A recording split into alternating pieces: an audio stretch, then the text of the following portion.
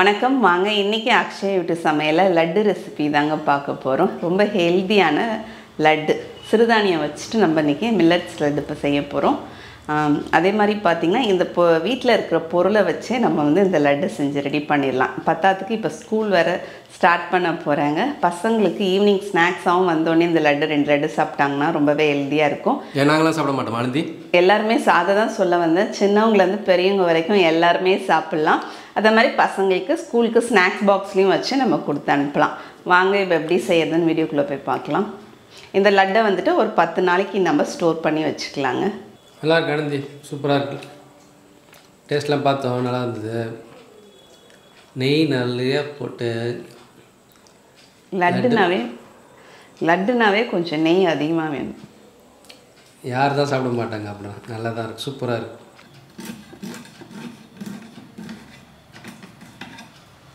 என்ன ஆனந்தி கட் பண்ணுற? வெங்காயமா கட் பண்ணுற? இது உங்கள் ஊரில் வெங்காயமா? பார்த்தா குழந்தைங்க கூட சொல்லும் என்னன்னு. நட்ஸு வந்துட்டு நான் அறியாமனையில் கட் பண்ணுறேன்னு நினைக்காதீங்க. எனக்கு கொஞ்சம் ஈஸியாக இருக்கும் இதில் கட் பண்ணுறதுக்கு, அதனால் கட் பண்ணிக்கிறேன்.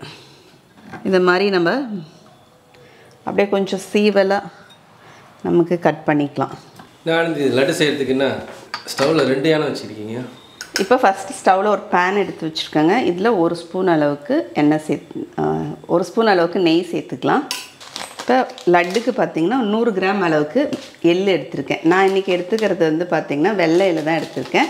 கருப்பு எள் எடுத்திங்கன்னா நல்லா கழுவிட்டு நல்லா களைஞ்சிட்டு, ஏன்னா கல்லுலாம் ஏதாவது இருக்கும், மண் கல், அதுக்கப்புறம் நல்லா ஒரு துணியில் போட்டு காய வச்சுட்டு அதுக்கப்புறமா நம்ம எடுத்து வறுத்துக்கலாம்.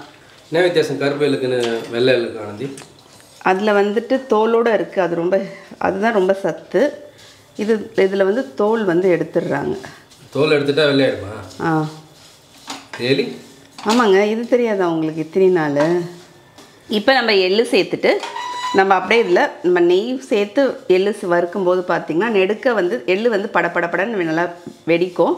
ஆனால் வந்துட்டு இப்போ நெய்யில் நம்ம வறுக்கும்போது பொரியிற மட்டும்தான் இருக்கும், வெளியில் வந்து எங்கேயும் தெரிக்காது. புத்திசாலி தான். தான் என்னடாதுன்னு பார்க்குறேன் நான். பேன் சூடு ஏறினோடனே என்ன பண்ணிட்டேன், ஸ்டவ் ஆஃப் பண்ணிவிட்டு ஆன் பண்ணாமே இருக்கிறேன். நானும் என்னடா அது வறுத்துட்டே இருக்கேன், ஆனால் ஒரு ரியாக்ஷனும் காணாமேன்னு பார்த்தா ஸ்டவ் ஆஃபில் இருக்குது. அது எங்களை பேசினே இருந்தியா? கோட்டை விட்டேன். உங்ககிட்ட பேசிகிட்டே இருந்த அப்படியே மெய் மறந்துட்டேன், கோட்டை விடல. இப்போ எள்ளு வந்து பார்த்திங்கன்னா நல்லா வறுப்பட்ட வாசனை வருது. இப்போ இதை மாற்றிடலாங்க. ஒரு பவுலில் அப்படியே சேர்த்துடுறேன். இப்போ எள்ளு வறுத்து சேர்த்தாச்சுங்க. நான் வந்து வெள்ளை எள்ளும் கருப்பு எள்ளும் ஒன்று தான் சொன்னேன். அதை நம்ம போய் கூகுளில் செக் பண்ணி பார்த்துட்டு ஆமான்னு சொல்லிட்டு இருக்கிறாரு. இப்போ அடுத்தது பார்த்திங்கன்னா மல்லாட்டைன்னு சொன்னால் சில பேர் என்னென்னு கேட்குறீங்க, வேர்க்கடலை. இப்போ நான் வேர்க்கடலையை வந்துட்டு வறுத்துருக்கேன். ஆனால் எப்படி வறுத்துருக்கேன்னு பார்த்திங்கன்னா மேலே இருக்கிற அந்த தோல் மட்டும் வர அளவுக்கு வறுத்துருக்கேன். நம்ம தோல் உரிக்கிறதுக்கு அந்த தோல் வரணுன்னா லோ ஃப்ளேமில் வச்சுட்டு கொஞ்சம் நேரம் வறுப்பட்டுச்சுன்னா அப்படியே தோல் மட்டும் வந்துடும். அதை அப்படியே ஒன்று ஒன்றா உரிச்சிட்டு வச்சுருக்கேங்க. யார் நீங்கள் உரிச்சிங்களா? சரி, அவர் உரிச்சு கொடுத்தாருங்க. எனக்கு ஹெல்ப் பண்ணார். எனக்கு எவிடன்ஸ் இருக்கான்னு அதான் எனக்கு ஹெல்ப் பண்ணியிருக்காரு. அதனால் தோல் எடுத்து வச்சுருக்கேன். இப்போ இது எவ்வளோன்னு பார்த்தீங்கன்னா இதுவும் வந்துட்டு ஒரு 150 கிராம் இருக்கும். அது 100 கிராம் எடுத்திருக்கேன், இது ஒரு 150 கிராம் எடுத்திருக்கேன். இப்போ இதை நம்ம வந்து என்ன பண்ணலான்னு பார்த்தீங்கன்னா இதை மாதிரி இடிக்கிறதுல போட்டுட்டு லேசாக ரொம்ப வேணாம், ஒன்றும் பாதியமாக நம்ம வந்து தட்டி எடுத்துக்கலாங்க. மிக்சியில் போடலாம், ஆனால் மிக்சியில் போட்டால் ஒரே இதில் பவுட்ரு மாதிரி ஆயிடும். இடிக்கிறது இல்லை என்ன பண்ணுறது? இடிக்கிறதுல இல்லைன்னா கூட வீட்டில் ஏதாவது வச்சுருப்பாங்கள்ல, அதை வந்துட்டு ஒரு கவரில் போட்டுட்டு அப்படியே தட்டி எடுக்கலாம். இப்போ வேர்க்கடலையை பார்த்திங்கன்னா இதை மாதிரி நம்ம தட்டி எடுத்துக்கணுங்க. இது மிக்சியில் போட்டு அப்படியே ஒரு சுற்றுலே பவுட்ரு ஆகிடுது, அதனால தான் இதை மாதிரி நான் தட்டி எடுத்துக்கிட்டேன். அதே பேன்லேயே பார்த்திங்கன்னா திரும்பவும் கொஞ்சமாக நெய் சேர்த்து இதை வறுத்துக்கலாம். நெய்யில் வறுக்கும்போது பார்த்திங்கன்னா ரொம்பவே நல்லாயிருக்கும். இப்போ மல்லாட்டை பார்த்திங்கன்னா இந்த அளவுக்கு வேர்க்கடலை வறுத்தாச்சுங்க. அப்படியே கொஞ்சம் லோ ஃப்ளேம் வச்சுட்டு அப்படியே நம்ம வறுத்துக்க வேண்டியது தான். இப்போ இதை மாற்றிடலாங்க. இப்போ பாதாம் எடுத்து வச்சுருக்கேன். பாதாம் வந்து பார்த்திங்கன்னா 75 கிராம். அதை வந்து இதை மாதிரி சீவல் மாதிரி நம்ம அப்படியே கட் பண்ணி எடுத்து வச்சுருக்குறோம். அதை அப்படியே போட்டுக்கலாம். இப்போ பாதாமுக்கு கொஞ்சமாக நெய் சேர்த்துக்கலாங்க. மீதி 25 கிராம் எங்கே அனுந்தி? மீதி 25 கிராம் உங்கள் வாய்க்குள்ளே போயிடுச்சு. இல்லை, டப்பாவில் போட்டு கொஞ்சம் வச்சுருக்குறோம். மீதி 2 பேர் வாய்க்குள்ளேயும் கொஞ்சம் கொஞ்சம் போச்சு. பாதாம் பாதி வறுத்துட்டே இருக்கும்போதே பார்த்திங்கன்னா இதில் காஞ்ச திராட்சை சேர்த்துக்கலாங்க. இது வந்து ஒரு 25 கிராம் சேர்த்துக்கலாம். அப்படியே இது கூடவே சேர்த்துட்டு நம்ம திராட்சையும் அப்படியே வறுத்துக்கலாம். கொஞ்சமாக நெய் சேர்த்துருக்கேன். அது கூடவே அப்படியே திராட்சை நமக்கு வறுப்பட்டுருங்க. இப்போ பாதாமும் திராட்சையும் நல்லா வறுப்பட்டாச்சு. இப்போ இதையும் எடுத்துகிட்டு இதோட சேர்த்துடலாம். இப்போ ஸ்டவ்வில் பேனில் நெய் சேர்த்துக்கலாங்க. நெய் வந்துட்டு இப்போ மாவு நம்ம வந்து வறுக்க போகிறோம். அதுக்கு வந்துட்டு நெய் சேர்த்துக்கலாம். நெய்யை வந்து கொஞ்சம் கொஞ்சமாக சேர்த்து மாவில் வறுக்கணும். என்ன மாவு எடுத்து வச்சுருக்கேன்னா, இன்றைக்கி நான் எடுத்துக்கிறது வந்து பார்த்திங்கன்னா கம்பு மாவு எடுத்திருக்கேன். இது நான் கடையில் வாங்கிட்டு வந்த கம்பு மாவு தாங்க. நீங்கள் வீட்டில் கூட கம்பை வந்து நல்லா கழுவி வெயிலில் காய போட்டு மிஷினில் போயிட்டு அரைச்சிட்டு வந்து எடுத்துகிட்டு வந்து வச்சுக்கலாம். இப்போ இந்த மாவு வந்து 1/2 கிலோ அளவுக்கு இருக்குது மாவு. ஆனால் இதில் நான் பாதி தான் சேர்க்க போகிறேன். இப்போ நம்ம எடுத்துருக்கிற பருப்புக்கு 1/4 கிலோ மாவு தான் சேர்க்க போகிறேன். பாதி மாவு சேர்த்துருக்கேங்க. இப்போ ஸ்டவ் ஆன் பண்ணிவிட்டு இந்த மாவு வந்து நல்லா நம்ம ஃப்ளேம் வந்துட்டு நல்லா ஸ்லோவாக வச்சு வறுக்கணும். நடுவில் நமக்கு நெய் பத்தலைன்னா கொஞ்சம் கொஞ்சமாக சேர்த்து நல்லா வறுத்துக்கலாம். நெய் பத்தலைன்னு எப்படி தெரியும் எங்களுக்கு? மாவு வந்துட்டு நெய்யை இழுக்க ஆரம்பிக்கும் நம்ம வறுக்கும்போது.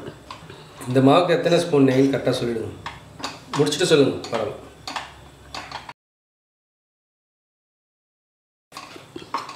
இப்போ மாவு வந்துட்டு நல்லா வறுப்பட்டுருச்சுங்க. நல்லா வறுப்பட்டுட்டு நமக்கு நல்லா அந்த சூட்டோடைய புகை வருது பாருங்கள். அதை மாதிரி நெய்யும் பார்த்திங்கன்னா மாவு லேசாக இங்கே ஓரத்தில் பாருங்கள் கலர் மாற ஆரம்பிச்சிருச்சு. நெய் பார்த்திங்கன்னா நெய்யும் வந்துட்டு நடுவில் சேர்த்துருக்கேன். நெய் வந்துட்டு முதல்ல 2, அதுக்கப்புறம் ஒரு 6, ஒரு 7, 8 நான் வச்சுருக்கிற ஸ்பூனால் பார்த்திங்கன்னா ஒரு 8 ஸ்பூன் அளவுக்கு நெய் சேர்த்துருக்கேன். மாவு ரொம்ப பவுட்ரு ஃபார்மாக இல்லாமல் இதை மாதிரி நமக்கு இருக்கணும். கொஞ்சம் அந்த ஈரப்பதத்தோட, நெய்யோட ஈரப்பதத்தோட. இப்போ ஸ்டவ் ஆஃப் பண்ணிட்டேங்க. இது போய் இது தனியாக ஒரு தட்டில் மாற்றி வச்சிடலாம்.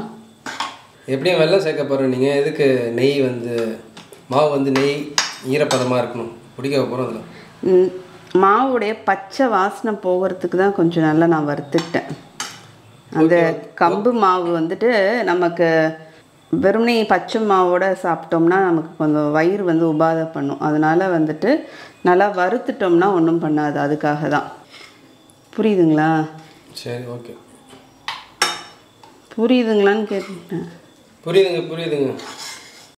நீங்கள் வீட்டிலே கம்பு மாவு ரெடி பண்ணுறீங்கன்னா கம்பை நல்லா கழுவி காய போட்டு கம்பை வந்து நல்லாவே வறுத்துருங்க. ட்ரை ரோஸ்ட் பண்ணிவிட்டு அதுக்கப்புறம் மிக்ஸி ஜாரில் சேர்த்து அரைச்சி பவுட்ரு ஆக்கிட்டு அதுக்கப்புறம் மாவை சலிச்சு கூட எடுத்து யூஸ் பண்ணிக்கலாம்.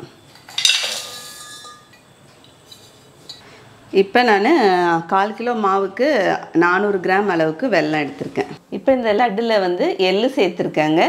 நீங்கள் கன்சீவாக இருக்கிறவங்க எள்ளை மட்டும் ஸ்கிப் பண்ணிவிட்டு மற்ற பொருள்லாம் செஞ்சு சாப்பிட்டுக்கலாம். இப்போ இதில் தண்ணி சேர்த்துக்கலாம். வெல்லம் முழுகிற அளவுக்கு கொஞ்சமாக தண்ணி சேர்த்து போதுங்க. ஏன்னா தண்ணி நிறையா சேர்த்துட்டோம்னா நமக்கு வந்து இது பாகுப்பதம் வரணும். தண்ணி நிறையா சேர்த்துட்டு அப்புறம் கொதிக்கிறதுக்கு வந்து பார்த்திங்கன்னா டைம் ஜாஸ்தியாகும். அதனால் தண்ணி கொஞ்சமாக சேர்த்துக்கிட்டா சீக்கிரமாக வந்துட்டு நமக்கு பாகுப்பதம் வந்துடும். ஒரு 1/2 கிளாஸ் அளவுக்கு தண்ணி சேர்த்துக்கிட்டா சரியாக இருக்கும். இப்போ ஃபஸ்ட்டு நம்ம வெல்லத்தை வந்து கரைச்சி எடுத்துக்கலாம். இப்போ அந்த பக்கம் பார்த்திங்கன்னா வெள்ளை தண்ணி வந்து நமக்கு ரெடி ஆகிட்டே இருக்குது. அதனால அதுக்குள்ளே ஏலக்காவை நசுக்கிக்கலான்ட்டு ஒரு 4-5 ஏலக்காய் வந்து போட்டு அப்படியே சர்க்கரை கொஞ்சம் போட்டு ஏலக்காய் தூளுக்கு நசுக்கிக்கிறேன். நீங்கள் ஏலக்காய் தூளாக வச்சுருந்தீங்கன்னா அப்படியே சேர்த்துக்குங்க. இப்போ வெல்லம் வந்து நமக்கு நல்லா ஒரு கொதி வந்தாச்சுங்க. நம்ம போட்டிருக்க வெல்லம் இதெல்லாம் பார்த்திங்கன்னா கரைஞ்சிருச்சு. இப்போ வந்துட்டு இங்கே ஒரு வடிகட்டி எடுத்து வச்சுருக்கேன். இதில் வடிகட்டிக்கலாம். இது நல்லா டார்க்கான வெல்லம். வெல்லம் வந்து நல்லா டார்க்காக இருக்குது. ரொம்ப இல்லை ஜூஸி. பாகு கம்பி பதம்லாம் எடுக்கணும்னு சொன்னாங்க ஆண்டி. இப்போ வெல்லத்தை வந்து ஒரு கொதி விட்டு கரைச்சி எடுத்துக்கிட்டேங்க. இப்போ வந்து தூசி ஏதாவது இருக்க போகுதுன்னு சொல்லிட்டு ஒரு கொதி விட்டு கரைச்சி எடுத்துக்கிட்டேன். இனிமேட்டு தான் வந்து பாகு வைக்க போகிறேன். ஆனால் வெல்லம் க்ளீனாக தான் இருக்குது, தூசி ரொம்ப இல்லை. இப்போ வந்துட்டு நமக்கு வந்துட்டு வெல்லம் பாகு வரணும், அது வரைக்கும் கொதிக்கட்டும். கம்பி பதம் இருக்கா? ஆமாம் ஆமாம். இப்போ நமக்கு வெள்ளை தண்ணி வந்து கொதி வரத்துக்குள்ளே இங்கே நம்ம வறுத்து வச்சுருக்கிற பருப்பு வகையெல்லாம் பார்த்திங்கன்னா இதில் நம்ம பாதி வந்து மிக்ஸி ஜாரில் சேர்த்துடலாங்க. சேர்த்துட்டு இதை வந்து பொடிச்சிட்டு வந்துடலாம் அப்படியே. இப்போ நான் ஒரு 2 சுற்று சுற்றினோடனே நமக்கு வந்து நல்லா பொடிஞ்சிரும். இப்போ அப்படியே இதிலே சேர்த்துடலாம். இப்போ நமக்கு 2 தடவை 3 தடவை சுற்றினதுக்கப்புறம் பல்ஸ் மோடில் நமக்கு இந்த மாதிரி பவுட்ரு ஆகிடுங்க. லேசாக ரொம்ப நல்லா மழை அரைச்சிட்டோம்னா நமக்கு நட்ஸ்லேருந்து பார்த்திங்கன்னா எண்ணெய் கசிய ஆரம்பிச்சிடும். ஏன்னா எள்ளு மல்லாட்டிலாம், அதனால் சும்மா ஒரு 2 சுற்று ஓட்டி விட்டுக்கலாம். இப்போ இதோட போட்டு மிக்ஸ் பண்ணிடலாம். இப்போ நம்ம இங்கே அதே மாதிரி வறுத்து வச்சுருக்கிற இந்த மாவையும் இதிலே சேர்த்துடலாம். அதுக்குள்ளே இங்கே பாகு கொதிச்சிட்ருக்கு, ரெடியாக இருக்கான்னு பார்க்கலாங்க. என்ன கம்பி பதம்?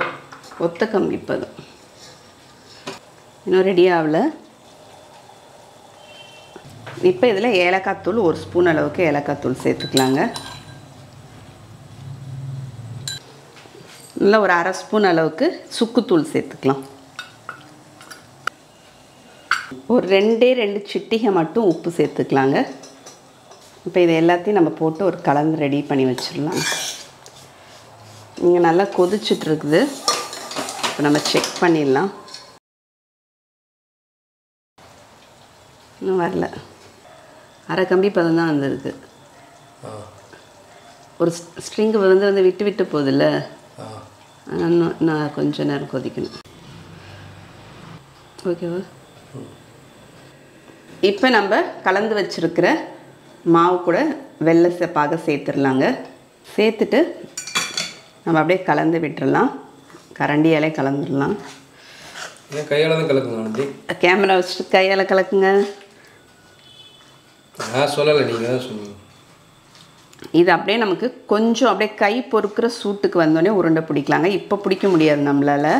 இது அப்படியே கலந்து மட்டும் நம்ம வச்சுருவோம். இப்போ நமக்கு பார்க்குறதுக்கு அப்படியே வெள்ளைப்பாகு வந்துட்டு நிறையா இருக்கிற மாதிரி இருக்கும். கொஞ்சம் நமக்கு ஆறுச்சுன்னா நமக்கு கரெக்டாக இருக்கும். இப்போ நமக்கு கொஞ்சம் கை பொறுக்கிற சூட்டுக்கு வந்துருச்சுங்க. இப்போ நம்ம எடுத்துக்கலாம். இப்போ லட்டு வந்து கை பொறுக்கிற சூடு வந்தோடனே லட்டு பிடிக்க ஆரம்பிச்சிருங்க. அப்புறம் ரொம்ப ஆறிடுச்சுன்னா பிடிக்கிறதுக்கு கொஞ்சம் கஷ்டமாக இருக்கும். அதனால் ஃபஸ்ட்டு நல்லா கை பொறுக்கிற சூடு இருக்கும்போது பிடிச்சிட்டு அதுக்கப்புறமா கூட நம்ம உருண்டையை நல்லா உருட்டி நல்லா சாஃப்ட்னஸ் பண்ணிக்கலாம். சப்போஸ் உங்களுக்கு நல்லாவே ஆறி போயிடுச்சுன்னா கொஞ்சமாக நெய்யை உருக்கி அந்த சூட்டோடு இருக்கிற நெய்யை அதில் ஊற்றி பிடிச்சோம்னா ரவா லட்டுக்கெலாம் பிடிக்கிற மாதிரி அதை மாதிரி பிடிச்சா ஈஸியாக பிடிச்சிடலாம். ஆனால் நெய் கொஞ்சம் கூட செலவாகிடும். அதனால் கை பொறுக்கிற சூடு இருக்கும்போதே பிடிச்சிடுறது நல்லது. இப்போ ரொம்ப ஹெல்த்தியான கம்பு மாவு வச்சு ஹெல்த்தியான ஒரு லட்டு ரெடி ஆகிடுச்சுங்க. கம்பு மாவில் நல்லா இரும்பு சத்து இருக்குது. நம்ம ஹீமோக்ளோபின் வந்துட்டு ரத்த சோகையை போக்கக்கூடியது. கான்ஸ்டிபேஷன் ப்ராப்ளம், சர்க்கரை நோய்க்கு அடிக்கிட்டே போகலாம். கம்பு பற்றி நிறைய பேருக்கு தெரியும். உடம்புக்கு நல்லா இந்த வெயிலுக்கு வந்து பார்த்திங்கன்னா கம்பு வந்து நல்லா குளிர்ச்சியும் கொடுக்கக்கூடியது. உருண்டை பிடிக்கும் போதே டேஸ்ட் பார்த்தாச்சு. நல்லா இருக்கு அனந்தி, சூப்பராக இருக்குது. டேஸ்ட்லாம் பார்த்தோம், நல்லா இருந்தது. நெய் நிறைய போட்டு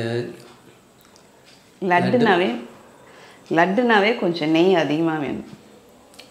யார் தான் சாப்பிட மாட்டாங்க. அப்படின்னா நல்லா தான் இருக்குது, சூப்பராக இருக்குது. நீங்களும் இந்த மாதிரி செஞ்சு பாருங்கள். செஞ்சு பார்த்துட்டு எப்படி இருக்குன்னு கமெண்ட்டில் சொல்லுங்கள். அடுத்த வீடியோவில் பார்க்கலாம். தேங்க்யூ.